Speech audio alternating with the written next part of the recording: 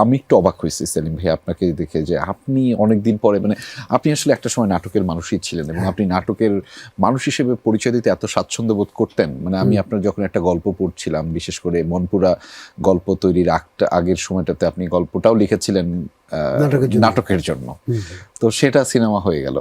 আবার অনেকদিন পরে মানে আপনাকে একটা নাটকের প্ল্যাটফর্মে দেখলাম, মানে এটা কি নস্টালজিক হয়ে কি আপনি আসলেন? আমি রিসেন্ট কাজটার কথা বলছি, পথের প্যাচাল। পথের প্যাচাল না, ঠিক নস্টালজিক না আসলে। আমরা যারা অডিও ভিজুয়াল ইন্ডাস্ট্রিতে কাজ করি, তাই না, তো এক্ষেত্রে নাটক, টেলিভিশন নাটক, ওটিটি প্ল্যাটফর্মের কন্টেন্ট, সিনেমা, পুরো প্রক্রিয়াটা কিন্তু একই জিনিস আসলে।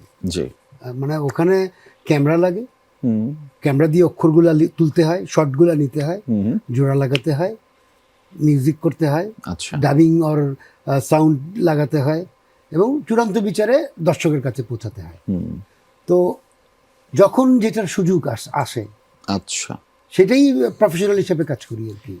এইটা বললে আমি মেনে নিতে চাই না আপনার এই কথাটা। মানে কথাটা হচ্ছে যে 2009-এর পরে আপনার পরবর্তী একটা কাজ পেতে প্রায় অনেক সময় লাগলো। প্রায় আপনার পরবর্তী কাজটা 2018-তে ছিল সম্ভবত। মাঝে আমি আবার টেলিভিশনের জন্য কাজ করেছি। হ্যাঁ, মানে তো আপনার প্রতি এত আগ্রহ বেড়ে যায় এবং আপনি যখন এটা কাজটা করেন, সেই কাজটার মধ্যে যদি বলেন যে আপনি যখন যেটার মধ্যে ঢোকেন না, আমি জানি আপনি এটা শুধু বলার জন্য বলছেন, শুধুমাত্রই বলার জন্য বলছেন যে আপনি গিয়াসউদ্দিন সেলিম বলার জন্য বলতেছে যে এটা যখন যেটা সে সেটা করে, এরকম না। আপনি নিশ্চয়ই একটা ভিশন থাকে, পরিকল্পনা থাকে, নাকি এটাকে দিয়ে আপনি একটু নিজেকে হারায় খুঁজলেন? এটা বেসিক্যালি আমি বললাম তো যে এটা আমি দুটা করেছি। এটা চরকির ওরা কি সাম ফিকশন নামে একটা 12টা কন্টেন্ট বানাবে, হ্যাঁ, ফ্ল্যাশ ফিকশন নামে 12টা কন্টেন্ট বানাবে। তো ওর মধ্যে আমাকে মানে আলফাই শারিয়া শাকিল ও বললো যে ভাই বানাবেন নাকি, এরকম আর কি। আমি তো কাজ করতেই চাই।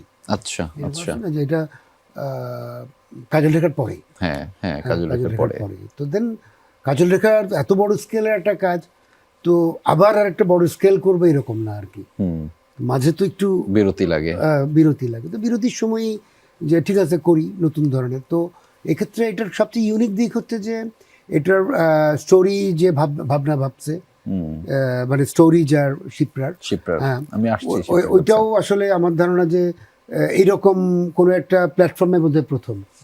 হ্যাঁ, আচ্ছা, এইটার যে ক্যামেরাম্যান, ও প্রথম ফিকশন করেছে, এর আগেও ফিকশন শুট করে নাই। আচ্ছা, এটার যে এডিটর, সে প্রথম ফিকশন এডিট করেছে, ঠিক আছে।